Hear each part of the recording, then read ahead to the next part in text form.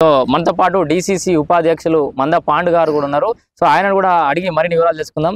So Pandu గారు, ఒకటే విషయం సూటిగా అడుగుతా, రాహుల్ గాంధీ గారు ఆడ ఓట్ చోరీ అని చెప్పేసి దుకాణం పెడుతుండు. మరి అది దొంగ నాటకం, అదంతా ఓట్ చోరీ కాదు, రాహుల్ గాంధీ చోరీ అన్నట్టుగా మీ స్థానిక ఎంపీ రఘునందన్ రావు గారు అంటుండు. దమ్ముంటే రాజీనామా అయ్యి బ్యాలెట్ ఓటింగ్ పెడదాం, అప్పుడు ఎవరు సత్తా ఏందో తెలుస్తాను అంటుండు. సరే, ఇప్పుడు ఆయన మాట అన్నది కాబట్టి ఆయన మాటకు సవాల్గా మేము ఒకటి విసురుతున్నాం. ఒక మన మెదక్ జిల్లానే కాదు, దేశవ్యాప్తంగా కూడా ఒకసారి అందరూ ఆలోచన చేయాలి. ఏది బీజేపీ సంబంధించిన అందరూ ఆలోచన చేసి బ్యాలెట్ విధానంలో రమ్మని. బ్యాలెట్ విధానంలో వస్తే ఎవరికి వెళ్తుంది. ఎందుకోసం అంటే వాళ్ళు ఎలక్ట్రానిక్ విధానంలో అన్ని తప్పుడు విధానం సృష్టించుకొని గెలిచినటువంటి సందర్భాలు చాలా ఉన్నాయి. దాని మీద రాహుల్ గాంధీ గారు ఆల్రెడీ పోరాటం చేస్తా ఉన్నాడు. అతి త్వరలో కూడా అది కూడా చేస్తాడు.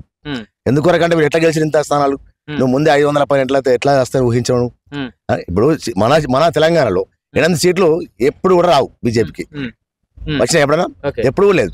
పోనీ అంతకుముందు ఎన్ని ఎమ్మెల్యే సీట్లు గెలిచేమన్నారా బీజేపీ?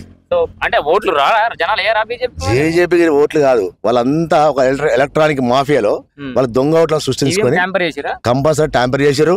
మళ్ళా కొత్త వారిని సృష్టించుకున్నారు ఓటర్స్. కొత్త ఓటర్స్ అంటే అలా లేనటువంటి వాళ్ళని కూడా వాళ్ళ స్థానంలో వేరే వాళ్ళని కూడా పెట్టి ఓట్లు వేయడం జరిగింది. అంతా అంటుండే కదా అని. ఇప్పుడు మెదక్ రాయడం చేయమని ఇప్పుడు లేవాడు మన మెదక్. ఇప్పుడు కాంగ్రెస్ పార్టీ 100% గెలుస్తుంది ఇక్కడ అంటుండే కదా. రాహుల్ గాంధీ చేసేది తప్పుడు కానీ అంటుండే కదా. ఇప్పుడు దమ్మున నాయకుడు అయితే రఘునందన్ రావు అంటే పెద్ద బీజేపీలో ఒక మంచి నాయకుడు. ఇప్పుడు మెదక్ రాయడం చేయమని, రాయడం చేసి బ్యాలెట్ విధానంలో పెట్టమని. బ్యాలెట్ విధానం పెడితే ఎవరు గెలుస్తారో తెలుస్తుంది. అది కంపల్సరీ. అస్సలుగా గెలవడు మెదక్.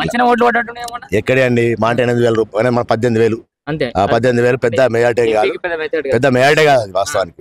ఇప్పుడు ఏమను అన్నాను కదా, దేశం మొత్తానికి రఘునందరావు సవాల్ ఇచ్చినప్పుడు ఆయన మెదక్లో రాయడం చేసి ఇప్పుడు లేవాడి బ్యాలెట్ విధానంలో పొమ్మరు. ఇప్పుడు ఎవరు గెలుస్తారో దానికి కాంగ్రెస్ 100% కాంగ్రెస్ ఫుల్ ఉంది. ఇప్పుడు అంటే ప్రభుత్వం లేనప్పుడే, కాంగ్రెస్ ప్రభుత్వం లేనప్పుడే ఉన్నది. ఆల్రెడీ గవర్నమెంట్ ఉంది కాబట్టి ఖచ్చితంగా మేము గెలుస్తాము అనే సవాల్ అన్నాడు కదా. ఆ సవాల్గా ప్రతిగా రాయడం చేయమని బ్యాలెట్ విధానం పెట్టమని.